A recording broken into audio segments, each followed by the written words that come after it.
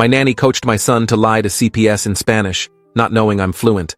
I was standing in the kitchen making coffee when I heard my nanny Claudia talking to my 4-year-old son Oliver in rapid Spanish through the baby monitor. The device was supposed to be for nap time, but I'd left it on by accident that morning. Her voice came through clear and urgent, speaking faster than I'd ever heard her talk before. She was teaching him a script, repeating phrases over and over until he could say them back perfectly. When the lady comes to talk to you, you say your papa never hits you. You say he's a good papa. You say mama is the one who gets angry. My hand froze on the coffee pot, and I felt ice water flood my veins as I processed what I was hearing.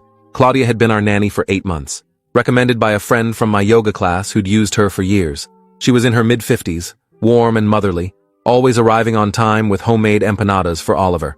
My wife Diana and I both worked demanding jobs, me as a software architect and her as a hospital administrator, so having reliable childcare felt like winning the lottery.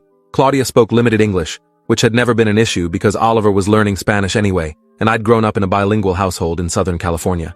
My mother was from Guadalajara and had insisted all her children speak perfect Spanish, drilling us with vocabulary and grammar throughout our childhood. But I'd never mentioned this to Claudia because she seemed more comfortable speaking English around me, and I didn't want to make her self-conscious about her language skills.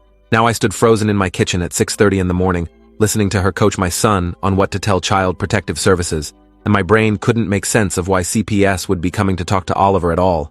Repite, mi amor, Claudia's voice continued through the monitor. Tu papa es bueno, tu mama se enoja mucho. Oliver's small voice repeated the words back to her, stumbling over the pronunciation, but getting the meaning across.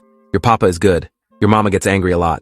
I set down my coffee cup carefully, so I wouldn't drop it, and pressed the volume button on the monitor to make sure I was hearing this correctly. Claudia was still talking, her voice patient but insistent, explaining to Oliver that a nice lady would come ask him questions, and he needed to remember exactly what to say.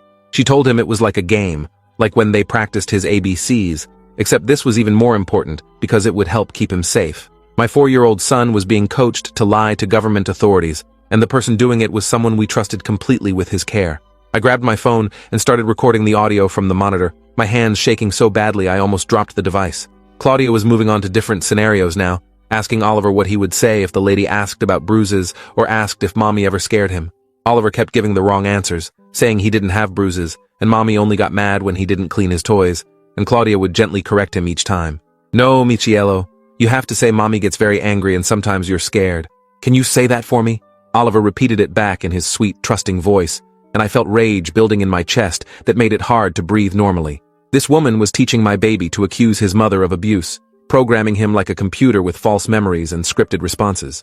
I saved the recording and immediately started a new one, making sure I captured every word of this conversation before Claudia realized I could hear them.